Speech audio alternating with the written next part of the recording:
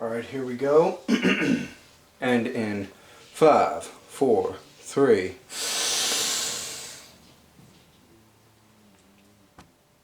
Shut up and sit down.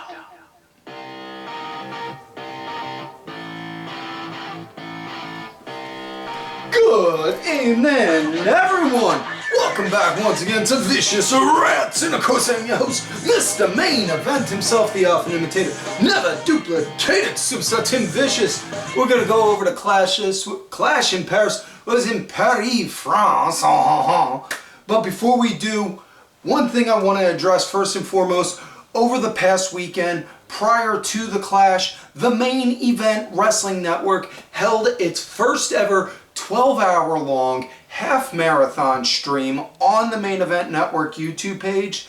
And folks, I cannot personally express my gratitude enough for each and every person that did watch. Now, unfortunately, I could not participate live. However, I did put something up for the Main Event Network to put on there. And if, you check it out, I highly encourage you check it out on that. Also, it will be on this page as well, so check it out either way. All good to you. With that said, we're gonna go over the show, but before we do, we gotta pay these funny little gimmicks called bills. So let's remind everyone on how we are WWE Shop affiliates. So what that means is, if you click the link in the description tab or scan the QR code on the screen, yes, that one right there, that one, it will take you to WWE Shop, and you can buy whatever piece of WWE merchandise you want, whether it's a beautiful title, a magnificent looking t-shirt, or even a Finn Balor Demonico puppet. Whatever you want, get it. And we here at the Vicious Studios receive a small, emphasis on the word, small nominal commission, which in turn helps us improve the show for all of you. And folks, I'm going to go a bit off the reservation letting you know this, but if you got discount codes, you can still use them too. So if you got a discount code for 20, 30, 40, even 50% off your order, even if you have a discount code for free overnight delivery, you can still use it with that link. That said, thank you. Want to remind everyone also, if you want to help support the show, grab some Vicious Rants apparel like what I'm wearing right here. We got tanks, we got tees, we got women's tees, we got baby onesies, we got toddler tees, we even got long sleeves, folks. We are in September now.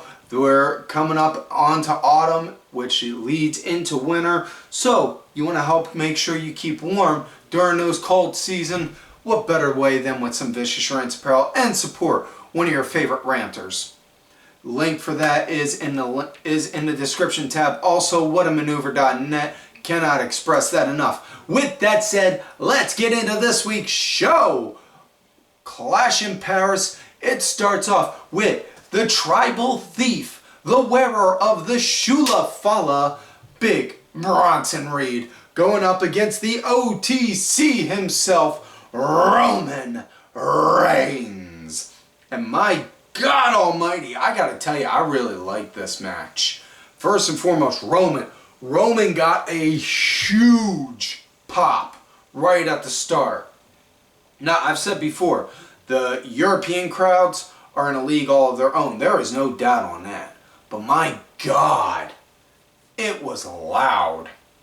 They were super loud on him. And as far as the match went, man, I really dug it psychology-wise, because Roman just getting manhandled by Reed. Like, instead of just it being like what you would expect with a Roman match where, the guy gets a couple good shots in, but Roman, he just is like, nah, you know what? I'm like fucking Superman. Pop, pop, boom. No.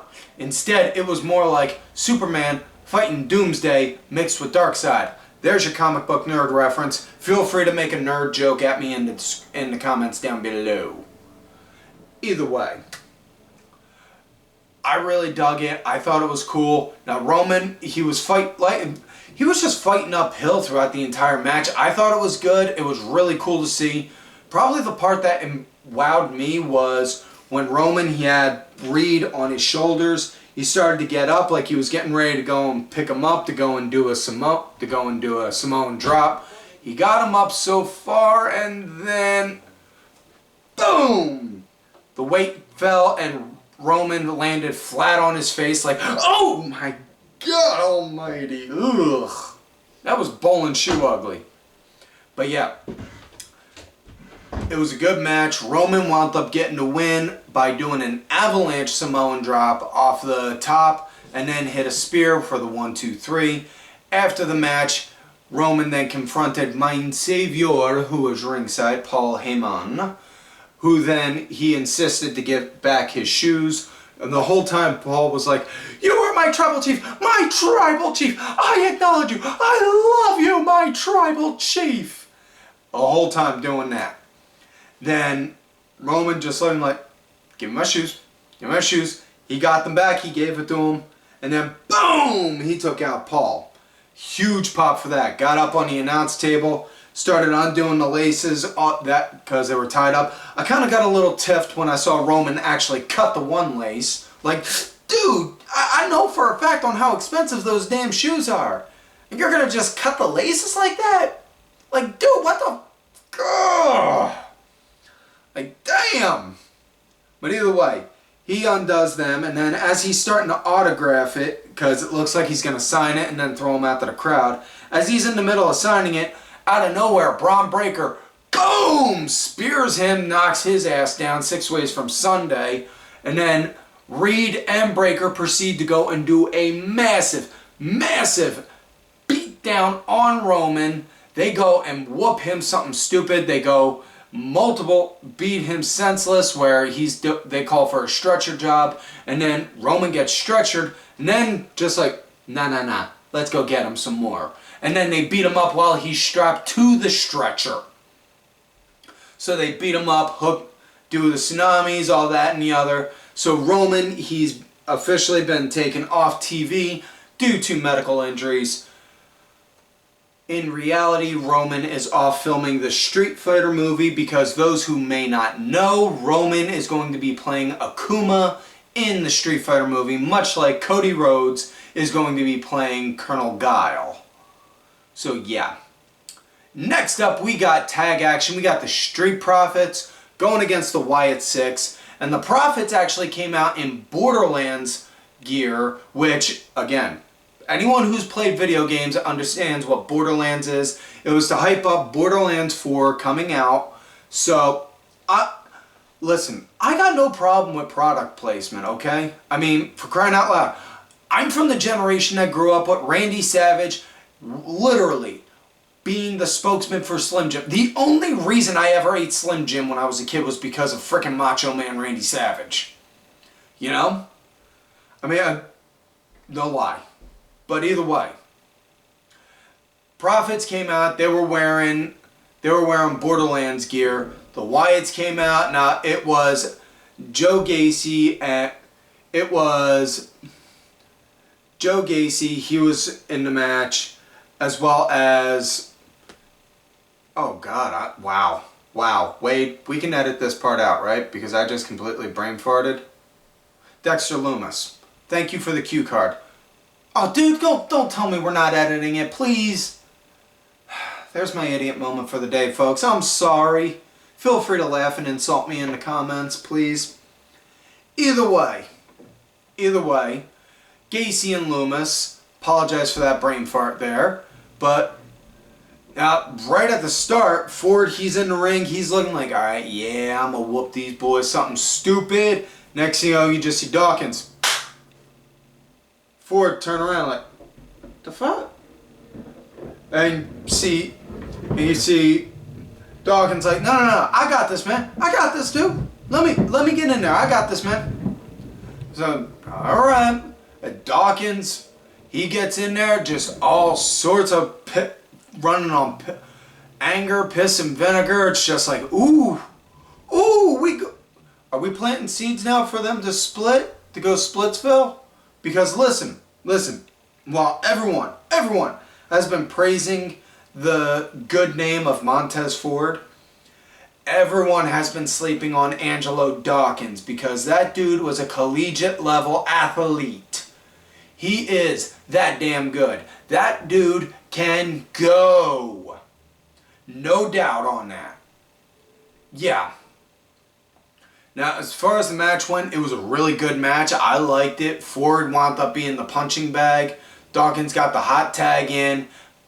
Decent action in it all in all. And I gotta say also, going back to the Borderlands thing, I was actually kind of surprised Ford actually kept the one arm gauntlet on from his ring gear for that tied in with the game.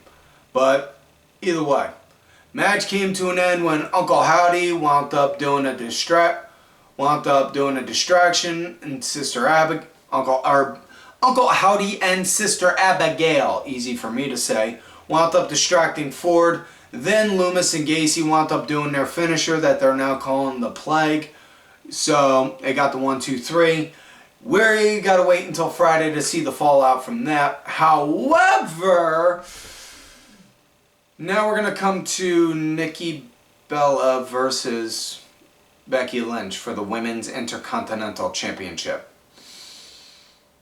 You know, it's kind of hard to tell which match was better. This or John Cena versus the Great Khali. I really hope we had a laugh. I really hope the post crew put a laugh track on that spot. Yeah. This was, now, Nikki, she started out really good, hot and strong, but she shit the bed pretty much right after that. Just, Becky, she was leading, but, like, I get, and credit to her defenders, I will give credit to her defenders. She went to go do a jump, she went to go jump up into the corner, jump on the middle rope, and then do a kick, but did the kick and executed it perfectly. However, she was here. Becky was all the way on the other side of the ring. To which all I can say is, I get that you're telling me that the timing was off, but are you telling me at no point she couldn't just turn her head to look and see if somebody was there? Like, oh, I don't know. Anyone that ever does any type of aerial maneuver where they have to turn their back to an opponent?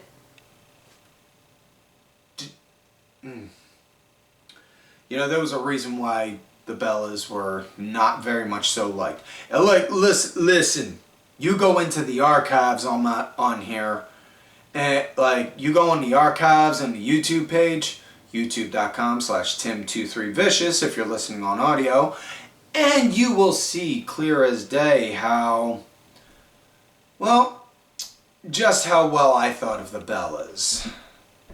Let's just say it's hard to tell who is more monotone when they spoke.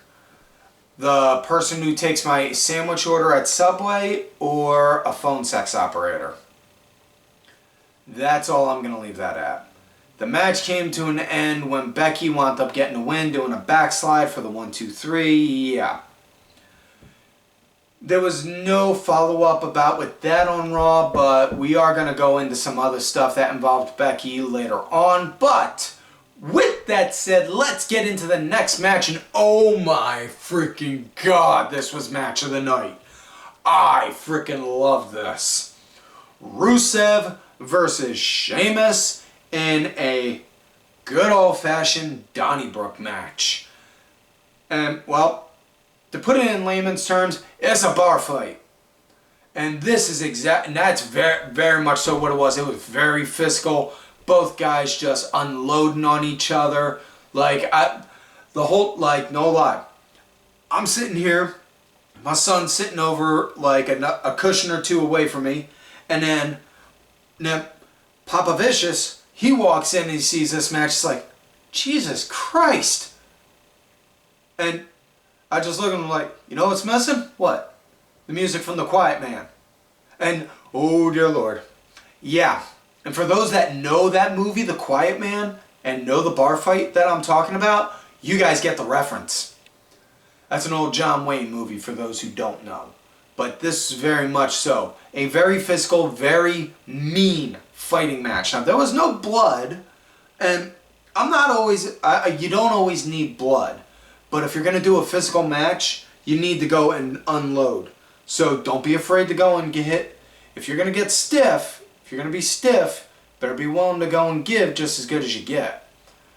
But either way, Rusev wound up getting a win, broke the shillelagh off of Sheamus's back, and then got the broken end, used it as a brace in his mouth, and then wrenched into an accolade to the point where Rusev looked like he was laying on the freaking ground, and then Jimmy's just like,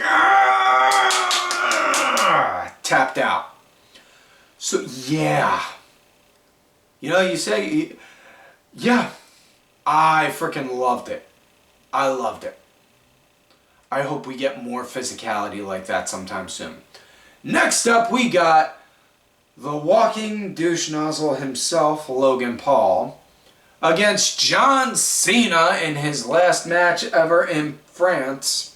And France has got to really consider themselves lucky because they had Cena for literally that entire...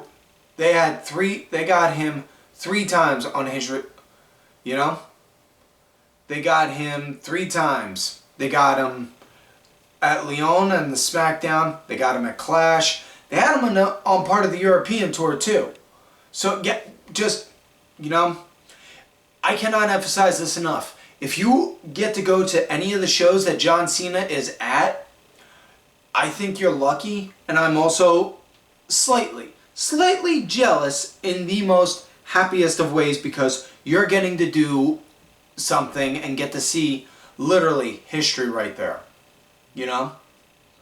Now, as far as this match, it was a good solid flow with Cena moving more like the wrestler, and Logan Paul moving... Man, I'm trying to think the right way to describe it. I don't know how else to, and I don't mean this in an insultive way or a derogatory way, but he was moving kind of like a spot monkey like. And it was just like, ugh, damn. Like, I didn't like it. I hated it. You know? And we've had these discussions in the Main Event Network meetings, and I brought this up. Paull has all the tools to put on a good match in the ring. His character and charisma, though, are not there for me. He comes off like some random dude that you would see on a Twitch stream that is doing stuff from Jackass just for views, just for likes. Now, I got no problem with people wanting to go and do that kind of stuff, to go and get clicks and views and likes.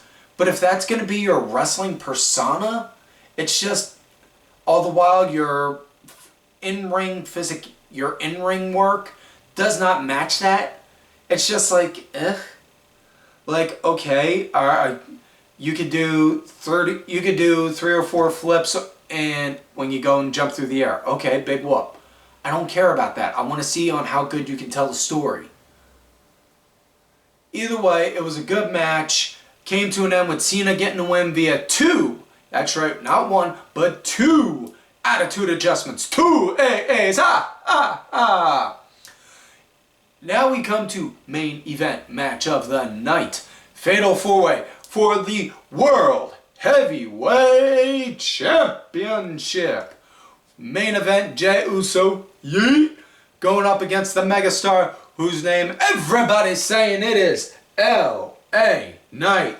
Yeah, dummy, yeah, let me talk to you. Against Clarence Mason Punk, the Pepsi King of Chicago, and Seth Elizabeth Rollins, because his middle name is not frickin' damn it. And right off bat, I gotta tell you, this was a damn good Fatal 4-Way. Normally, it was, you know, I really liked it. It was a great start with everyone targeting everyone. Normally, you see, like, in these kind of scenarios, everyone go to target one person, and then the other 3 go and say, alright, loser buys the first round. You know? Something like that, but I really dug it. Everyone was kind of going for everyone in this, and I really liked the fact that Jey Uso walked into this match with fuck your teamwork kind of mentality, because he had that talk with Roman on Monday beforehand telling him, Don't go in there trying to go and work as a team. Go in there for you. Go in there to win that title for yourself. And he did. And it was just really good. And it was just, I really liked it. Seth pretty much, anytime Seth was doing a one-on-one spot with anyone, I liked it, especially because he was leading in it and made the other guys look really good. Now, how the match came to an end, now I should highlight, after the Roman Reigns beatdown, Paull had to be escorted out saying he was beaten badly, so he needed medical attention. Adam Pearce also told Braun Breaker and Bronson Reed they are barred from the building for the night. So they are nowhere near this whatsoever. Now, Jey Uso is taken out. LA Knight is taken out. So the only two guys standing are Punk and Seth. Also, side note, huge ups to CM Punk for for having Dr. Doom gear, colored gear for that match. Real recognizes real on that one. Either way, Punk winds up getting Seth. They're going at it for a good bit. Seth winds up setting Punk up with his head sandwiched in a chair, getting ready to go and do a curb stomp. Just as he's running, Punk pulls his head out, misses that, and then scoops him up. Boom! Hits him with a GTS. Seth bounces off the ropes, lands on Punk's shoulders. Punk just picks his head up. Go to sleep! And then next thing you know, you just see, boom! A fish right to Punk's goonies. And just, oh! And then this mysterious person wearing a black hood and a mask shows up, is there, standing at the camera. They undo the coat, remove the mask, and who do we see? Becky Lynch. Dun dun dun. Becky wound up coming out. Seth had a plan B, and Seth had a backup plan all along. He had a contingency in mind. And Seth then proceeded to do a stomp onto Punk with the chair right on top of him for the 1, 2, 3. So your winner and still World Heavyweight Champion, Seth Elizabeth Rollins. And the follow-up on that on Raw was Punk was waiting for Seth to come into the building. He never showed up through the only way in or out, but apparently somehow found his way in magically. And got to the ring, called Seth out, said he'll hold the show up all night if he's gotta. And then Seth's music plays and out comes Becky doing Seth's mannerisms, the oh, oh, oh, like that and all. And then, well, I got a man, but not the man I wanted.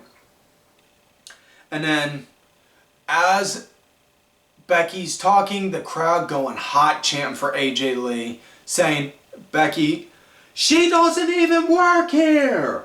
Folks, I'm going to just sell it like it is. Me, personally, I do not think AJ's going to come back for a match. Do I think she's going to have a TV spot? There's a very good high chance on that. But I don't think she's going to have a match again. But that's just me, personally. Either way, Punk winds up getting in Becky's face saying that, you know, your husband you cost me my title that your husband stole from me. I want it back. He wishes he was up on my level. I give him credit where credit's due. He is a hell of a talent. He is really good, but he is nowhere near on my league. And then Becky gets in his face saying, whoa, whoa, whoa. Now, first off, you don't get to talk shit about my man like that in front of me. And keep in mind, I'm paraphrasing all this, mind you. She basically says, you don't get to talk about my man like that in front of me. Secondly, when you left all those years ago and they were chanting your name, he was the only one he was standing up for this company and he was being vilified for it. And when I wound up competing, I was getting no same chance. So everything that was affecting him was affecting me. So yeah, I'm doing what's right. I'm standing by my man. You wish you were everything he is. He's jacked. He's hot and he's a world champ. Going on like that. And then eventually Seth, he winds up coming out just through the entryway like, what's the matter, punk? You got something to say? Come on, say it. Standing there, just as he's about to go and leave, Becky, boom, gets in front of him like, whoa, whoa, whoa. Where do you think you're going? And then Seth, he just casually walks away. And Punk just turns around, looks at Becky, and Becky, wham! Slaps the taste right out of Punk's mouth. Goes, you know what? You're going to regret putting your hands on me. And then walks off. All the while as he's doing that, trying to have the better man bravado, you hear Becky on the mic, I already do. I already got all your nasty sweat all over me. I already had to bathe my arm in bleach last night because I punched you in your sweaty balls. Ugh. It's disgusting. So, like I said, do I think we're going to have AJ Lee make a TV appearance? Yes. I don't think we're going to have a match, though, with her. It's possible, but I don't see it. That's just me, though. I know I've been wrong before plenty of times, and I never have a problem being wrong. I got no shame in my game in eating that crow. Either way, with that said, that's it for this week's show, folks. So, like on normal, make sure you go back, watch some of the other videos, or if you're listening to us on audio, listen to some of those. Like the video, subscribe to this show, go back, watch some of the other episodes. Also check this out on audio form and share that with your friends. We are trying to build up the audio platform. Look for me at Twitter at Tim Vicious or any other social media at Tim Vicious. Also, folks, thank you to contributor of the show, LFC Lingerie Fighting Championship. There are a little bit of wrestling, a little bit of MMA, a whole lot of attractive women wearing a little bit of nothing. Thank you. Also, folks, do not forget to follow these cool ass cats right here on the Twitter. DSP_IV, main event _net, the main event wrestling network account. Sergeant Curry Pants 3 Count Thursday and D Dryer 1986. And folks, like I always tell y'all, you love me great, and if you hate me, well, Shut up and sit down. fuck yous.